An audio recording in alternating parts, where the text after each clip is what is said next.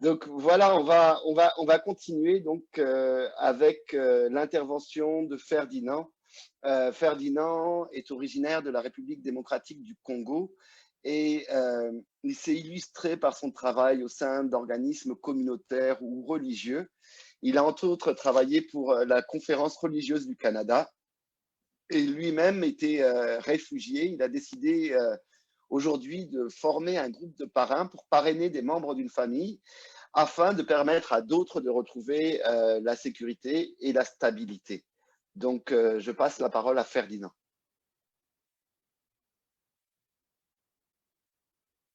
Je me joins à toutes les personnes impliquées dans le parrainage des réfugiés pour dénoncer la méthode du tirage au sort privilégiée par Québec pour choisir les dossiers.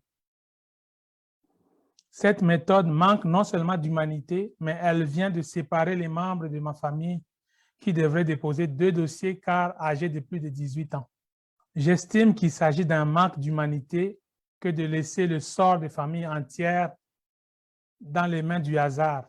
Je dois présentement composer avec la séparation des membres de ma famille en espérant que la personne qui n'a pas été tirée au sort pourra l'être l'année prochaine.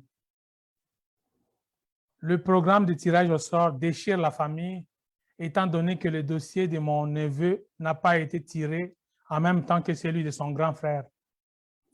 Cela va laisser mon neveu seul dans un pays où il ne peut pas travailler et toujours en proie à toutes sortes de dangers.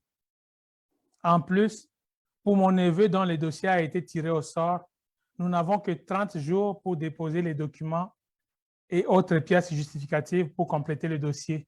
Le ministère de l'Immigration, de la Francisation et de l'Inclusion, MIFI, devrait faire montre d'une certaine souplesse avec le délai. Je pense que le gouvernement devrait aussi augmenter les quotas. Par ailleurs, une loterie de la sorte n'a pas sa place lorsqu'il s'agit d'accueillir des personnes en détresse qui ont besoin de trouver refuge. Qu'est-ce que vient faire un tirage au sort dans un programme humanitaire? C'est vraiment aberrant.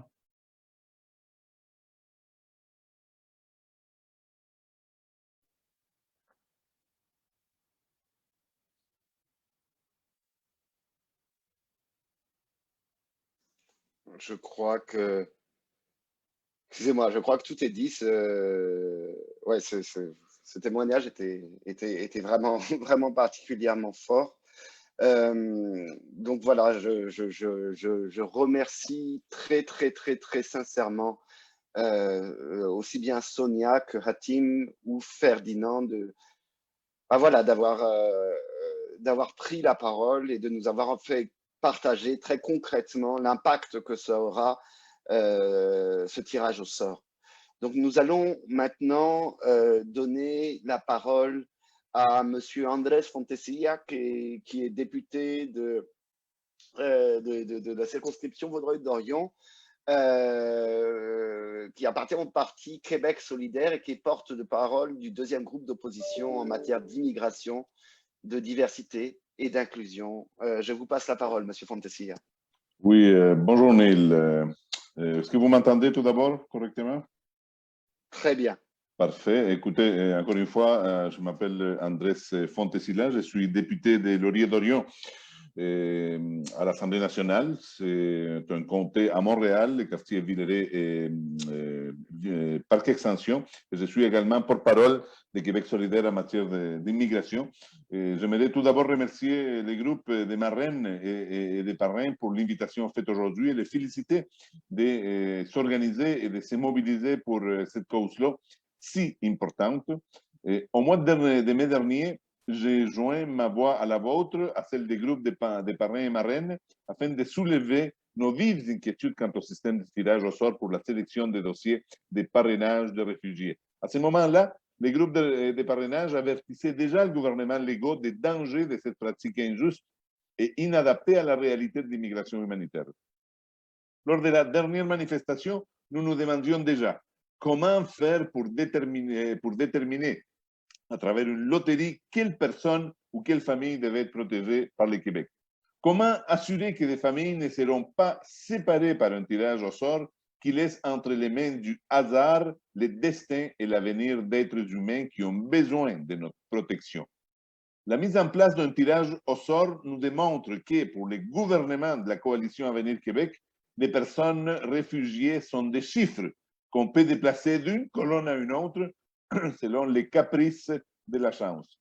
Mais n'oublions jamais qu'on parle ici des personnes persécutées, des familles déchirées par la guerre, des enfants, des femmes et des hommes déracinés des forces qui ont besoin de la protection du Québec. Voilà donc que 2 mois après cette dernière manifestation, nous devons nous réunir encore une fois aujourd'hui, car malheureusement, nos préoccupations se sont avérées bien légitimes. Les histoires déchirantes que nous avons entendues aujourd'hui étaient malheureusement prévisibles. Depuis 3 ans, les organismes et les groupes de parrainage essaient de collaborer avec le gouvernement du Québec afin de perfectionner ces programmes qui étaient, je le rappelle, et ça a été nommé par Neil, un modèle international pour la réinstallation des personnes réfugiées. Depuis 3 ans, fermeture totale de la part de la CAQ. Or, lorsqu'on est au pouvoir, nous avons une obligation d'écouter les expertes et les experts afin de mettre en place des politiques performantes et qui répondent réellement à nos besoins. Aussi, j'aimerais rappeler à notre ministre de l'Immigration, Mme Nadine Giraud, pourquoi le programme de parrainage collectif des réfugiés doit être protégé. Tout d'abord, les personnes réfugiées s'intègrent à la société québécoise et créent de profondes racines ici, d'autant plus qu'ils sont accueillis par des gens d'ici.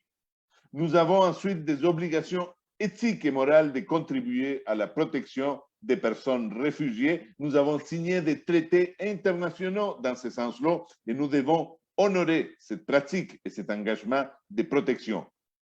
Le parrainage des réfugiés est une expérience humaine qui change la vie des Québécoises et des Québécois qui les accueillent. Cette expérience change aussi notre société au complet en créant des réseaux d'entraide et de solidarité. Le minimum que notre gouvernement devrait faire est d'encourager des initiatives comme celle-ci. Et finalement, si on devait parler la langue comptable du gouvernement de la CAQ, j'ai une bonne nouvelle pour M. Legault et Mme Giraud. Les programmes de parrainage collectif des réfugiés ne coûtent presque rien au gouvernement. Ce sont les marraines et les parrains qui prennent en charge l'installation et l'intégration de ces personnes. Et les personnes réfugiées deviennent par la suite des Québécoises et des Québécois à part entière qui contribuent à la construction de notre avenir. Il me semble que c'est un très bon investissement pour le Québec.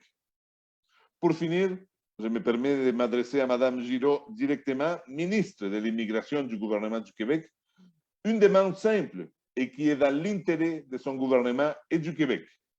À maintes reprises, j'ai essayé de rencontrer Mme Giraud afin de discuter des enjeux d'immigration, dont les parrainages. Malheureusement, elle n'a jamais accepté mes invitations.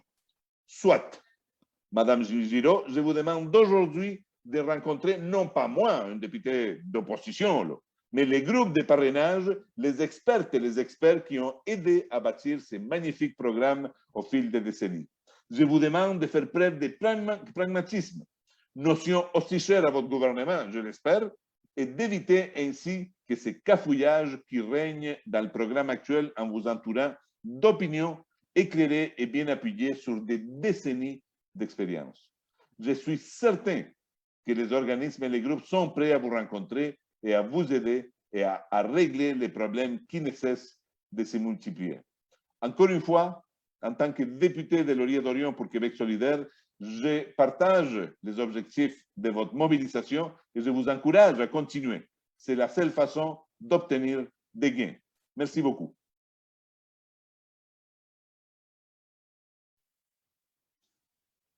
Merci infiniment, Monsieur Andrés Fontecilla. C'est vraiment extrêmement apprécié. Et voilà, sachez que ça fait longtemps qu'on essaye de rencontrer le MIFI, mais que voilà, on a du mal, mais évidemment, on ne demande que ça et on ne demande que à collaborer en bonne intelligence avec le MIFI pour faire du programme de parrainage collectif un programme qui soit vraiment à la hauteur de la société québécoise. Donc, merci pour cette offre très intéressante, Monsieur Fontesi. Alors maintenant, voilà. Alors on arrive tout doucement, pas vite, à la fin de cette manifestation. Donc je vais vous demander si jamais vous avez des slogans, des idées de slogans justement contre ce tirage au sort, pour la défense du parrainage collectif, je vous invite à les mettre en commentaire. Et à en mettre le plus possible parce que oui, on va les utiliser et j'ai l'espoir que très bientôt, on aura le plaisir de faire une manifestation en présentiel.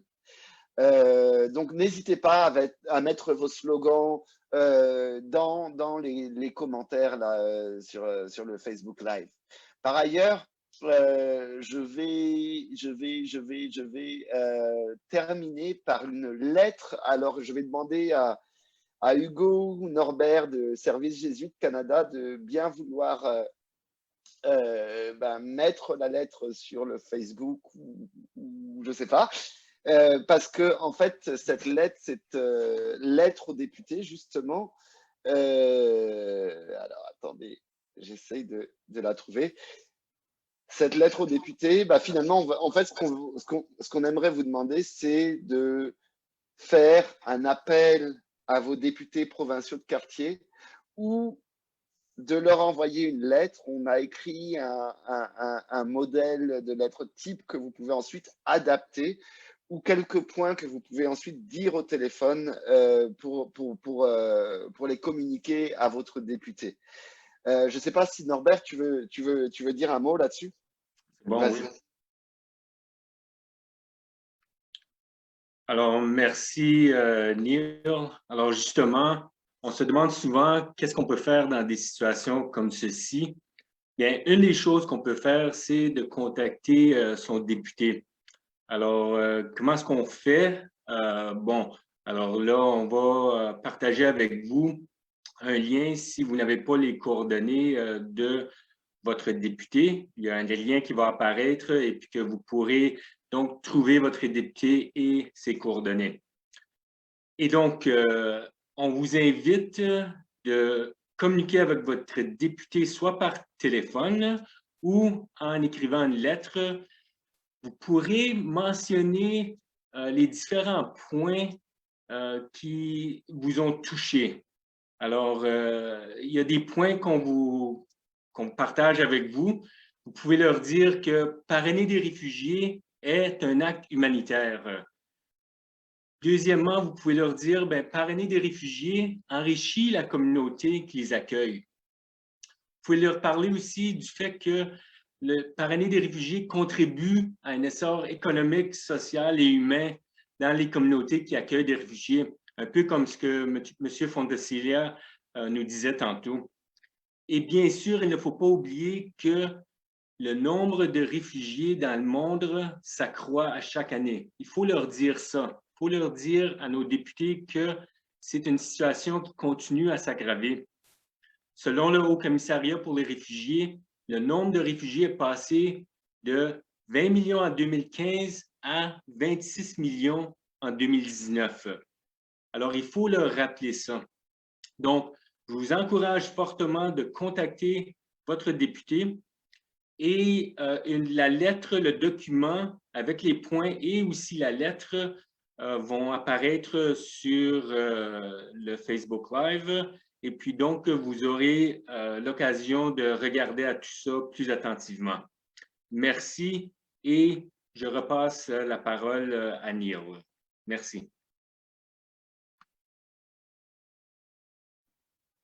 Un grand merci, Norbert. Et oui, effectivement, c'est important parce que chacune d'entre vous, vous pouvez justement faire quelque chose à ce niveau-là. Imaginez si chacun, on parle à ses collègues, à ses amis, à sa famille, et que chacun appelle le député de son quartier. Écoutez, je pense que Madame Giraud entendra le message. Et donc, on compte vraiment, encore une fois, sur chacune et chacun d'entre vous. C'est vraiment très important. De la même manière, je vais vous demander de relayer cette vidéo au plus grand nombre de personnes possible pour leur faire connaître le programme de parrainage, bien sûr, mais aussi pour faire connaître ces enjeux. Parce que oui, on est convaincu que les Québécois seront sensibles à ces enjeux et que les Québécois peuvent justement se manifester de cette manière auprès de la ministre. Voilà, je voulais aussi encore une fois remercier du fond du cœur, alors Sonia, Hatim et Ferdinand d'une part, mais aussi tout le comité organisateur qui a quand même rendu possible cette manifestation virtuelle. Donc, je voulais remercier donc Norbert Pichet, Narit Avilian, Akima Khalif, Alessandra Santopadre et Hugo Ducharme, ainsi que Yves du service jésuite du Canada. Et enfin, je voulais une dernière fois remercier Janet Dench du CCR, Thibaut Camara et Déric du Québec, c'est nous aussi. Et un énorme merci à Monsieur Andrés Fontecilla. Voilà, donc je vous remercie pour ceux qui ont pensé à déposer quelques slogans. Et voilà, nous, on reste avec cette dernière déclaration qui tient en une seule phrase. Le tirage au sort nous a séparés et on va se mobiliser toutes et toutes pour sauver le programme de parrainage collectif. Je vous remercie beaucoup et je vous donne rendez-vous à très, très bientôt.